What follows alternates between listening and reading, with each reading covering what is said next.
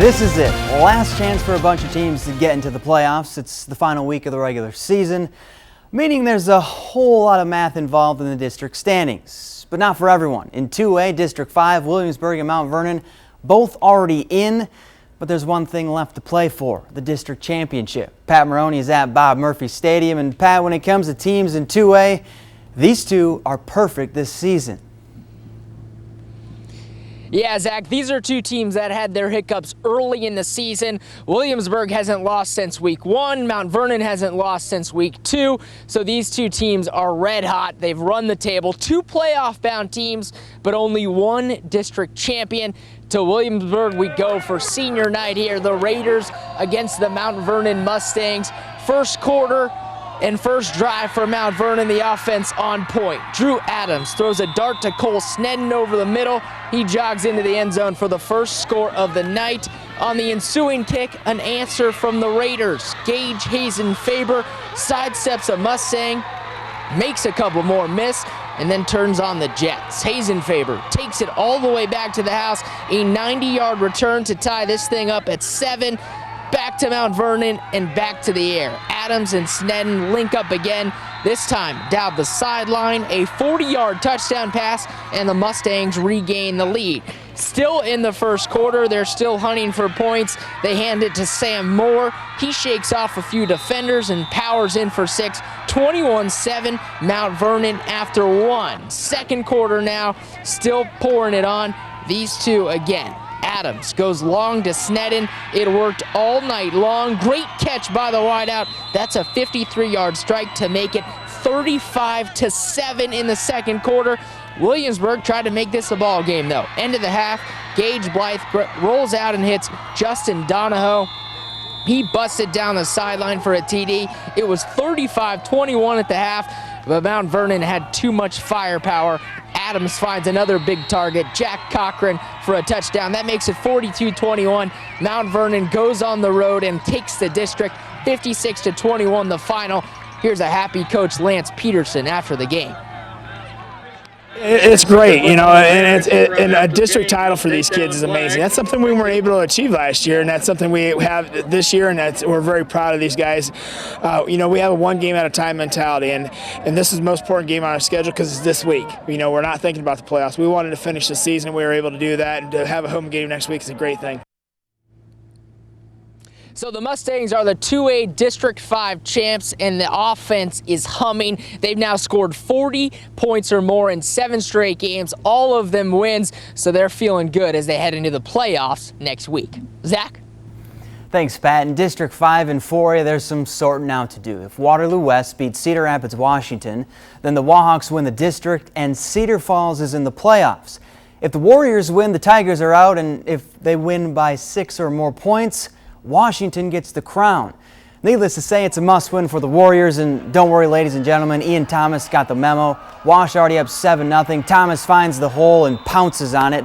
Warriors go out 14-zip. Second quarter now, and Thomas still trucking, running tough down the sideline to put his team in scoring position. And if you want something done right, do it yourself. Thomas gets another touchdown, and the Warriors win the game 35-21 and take the district crown. Same thing applies in District 8. If Prairie beats Kennedy, then they get the title, and Iowa City West is in the playoffs if they beat Ottumwa. If the Cougars beat the Peahawks by 12, they're in and the Trojans are out. I thought I was done with math after high school. No score in the first. Kennedy on the move. B.J. White rolls out and floats one up, but Preston LaGrange says, "I'll take that." The Cougars D would hold and they'd get the ball back, and on 4th down in the second quarter, they'd cash in. Nick Deere off the play action hits a wide open Carter Crawl.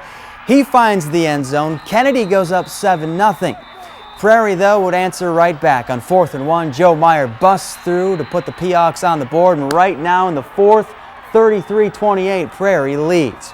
It's simple for Iowa City West. Just beat Ottumwa, and Devontae Lane got that message. First quarter, there he is, and there he goes. Lane makes it 7-0 Trojans early. Then later, another handoff to Lane, another touchdown by Lane. But my man Devontae, he played defense too. Off the deflection, Lane grabs the pick, and 35 yards later, he's got reservations for 6. So Lane has scored on the ground, on defense. How about through the air? Well, he did that too. Lane playing like a man possessed. West rolls 63-14. City High already in the playoffs. They bounced back in a big way against Davenport North, and Western Dubuque needed a win to get in.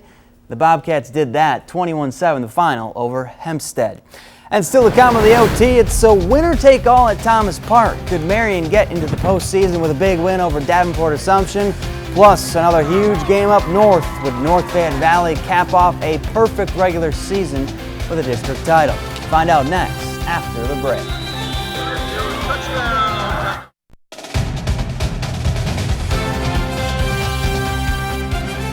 Welcome back to the OT. In Tim Lovell's first year as the head coach at Marion, he not only snapped the Indians' 18-game losing streak, but resurrected the program. If they beat Davenport Assumption, they're in the playoffs for the first time since 2013, but only if West Delaware beats Maquoketa. Jump to the second, Marion down 13-0, but coming back, Trevor Paulson throws a dart to his BFF Grant Meth, and he's off to the races. 61 yards on the pitch and catch. Indians cut it to 7, but on the ensuing kickoff, Assumption would put their offense in business. Justice Berkey rumbles it all the way back inside the 25-yard line, and that would lead to this. J.C. Levy calls his own number and is in for 6, and Assumption gets the win 49-21.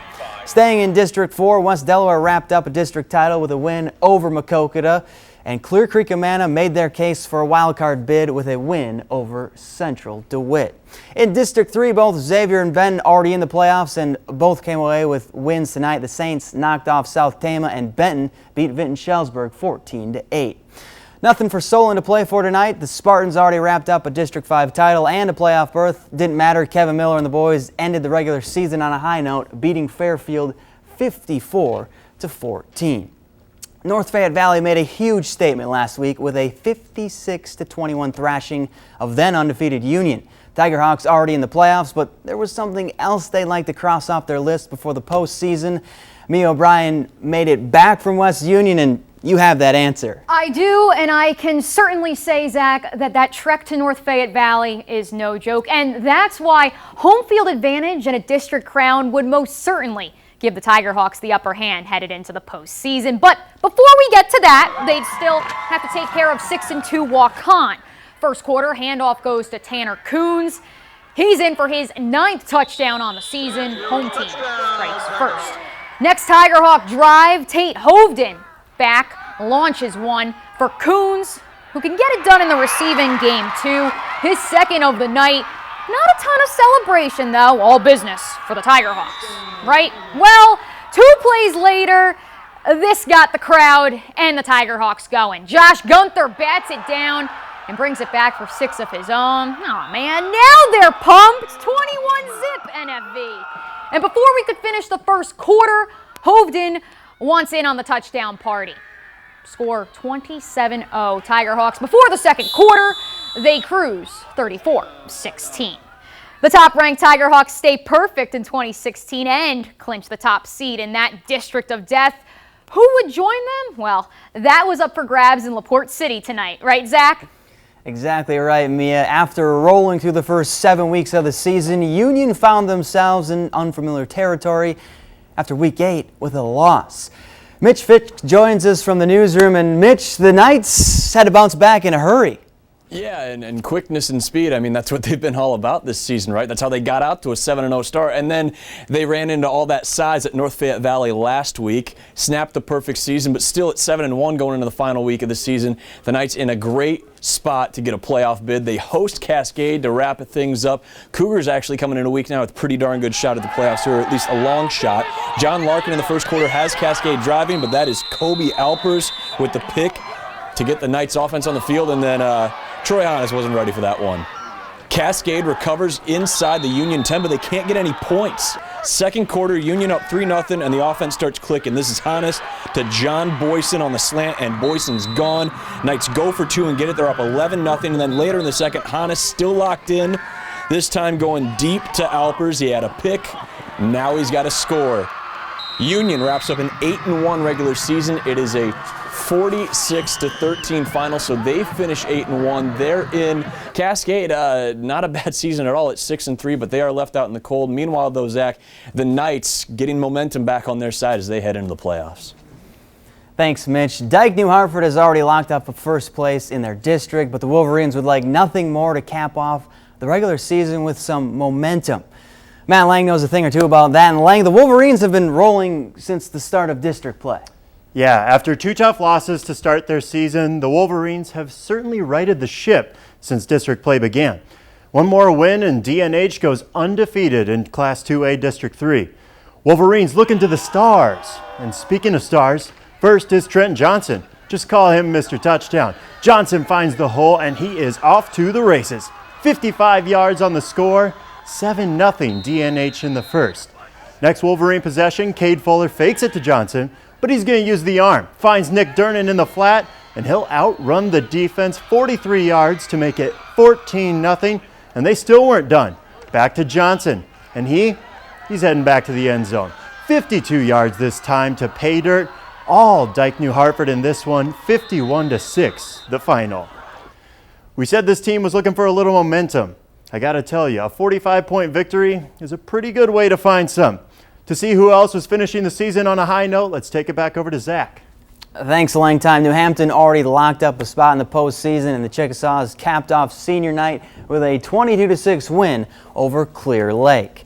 And still to come, it's a winner-take-all at the Little Rose Bowl. Would West Branch protect their home turf and move on to the playoffs? Plus 48 and counting in the district. Could Regina continue their tear in district play? That's next on the OT.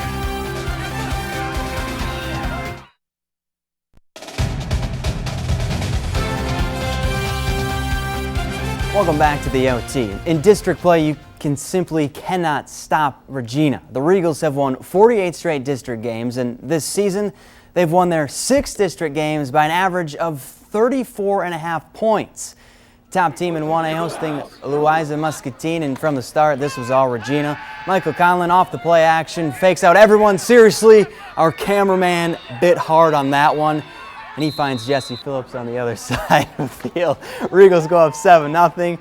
Then their defense came into play. Trey Rogers grabs the pick, and he's thinking touchdown. Rogers follows his blockers and takes it all the way back for the score. But wait a second. There's some laundry on the field. No touchdown, Regina, but they still get the ball, and Rogers would be rewarded for his efforts. He goes in for the touchdown, and Regina goes on to win 43-7. In District 3, Bellevue's already clinched the title, meaning there's 2 teams vying for 1 spot in the playoffs. Those 2 teams, West Branch and Clayton Ridge. They were playing each other tonight, and Lang, it's simple, win. Yeah, 2 teams with very different playing styles, but one goal, take home a victory and make it. Clayton Ridge with 23 passing touchdowns coming into the evening, while West Branch has a solid 30 rushing touchdowns throughout 8 games this season. Winner take all at the Little Rose Bowl between West Branch and Clayton Ridge, and the Eagles would start things off. Eric Eide takes the handoff and breaks the plane, 7-0 Clayton Ridge. West Branch would answer back. Luke Lamac gets it, and he does 18 yards on the score to tie the game up at 7. This game was back and forth all night. Jesse Moore pump fakes and then finds Sawyer Schmelzer.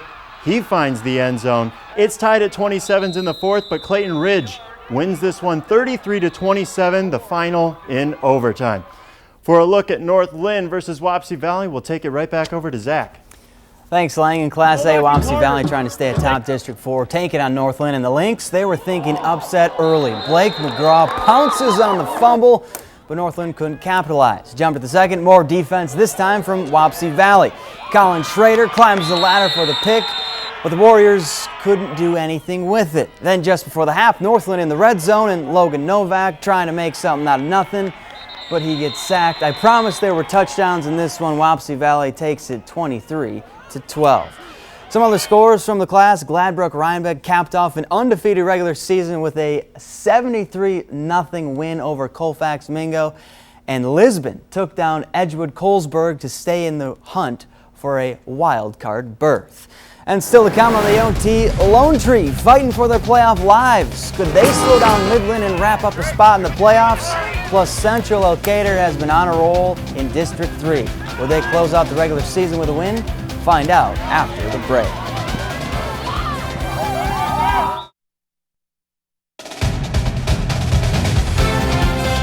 Welcome back to the OT. In the 8-man game, there's a different look to District 3. It's Central Elkader taking home the district title, not Don Bosco. Mia's back in the studio, and Mia, are the Warriors for real? Well, Zach, first and foremost, districting certainly did not favor the Dons, pairing them with the Warriors. But don't forget, this is a Central Elkader team that was undefeated a year ago up until they lost to Don Bosco in the quarterfinals. Only 6-2 heading into Week 9 against Central City, and the Warriors strike early. Derek Earhart with the quarterback keeper finds a hole, and he gone. Just like that, it's 6-0 Elkader. They get the ball back, and this time Earhart back to pass. Doesn't like what he sees on the far side, so he's coming back towards us, and he like it. Earhart finds Nick Sylvester wide open to move the chains. Then, a couple of plays later, Earhart once again with lots of time finds Josh Kummer in the end zone. Warriors go on to win 54-14, and so they capture their third straight district title and wrap up home field advantage. Plain and simple, a bit of a messier scene in District 4 where someone is going to have to sit out the dance, right, Zach? Yeah, everything was going smoothly for Lone Tree in their first year as an 8-man team until last week when Iowa Valley handed them their first loss of the season. Now the Lions need to win to get in. Lone Tree hosting Midland. First quarter, and Midland was threatening. Alex Martins airs it out, and Dawson Paulson hauls it in to make it 6-0 Midland after the 2-point conversion failed. Later in the first, Lone Tree answers. Holtz takes it off the handoff and runs untouched into the end zone. Lions convert the 2-point conversion to make it 8-6, and Lone Tree kept on scoring. Midland strikes back though. Austin Smith rocks, making it 12-10 Midland. But the final score in this one, it was Lone Tree 70, Midland 62, meaning Lone Tree is in, Midland is out.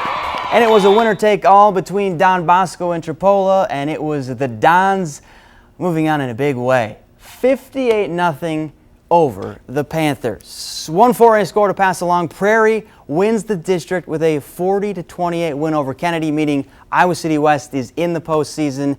Kennedy season comes to an end. And that's a wrap on the final week of the regular season for the OT. Thanks for watching.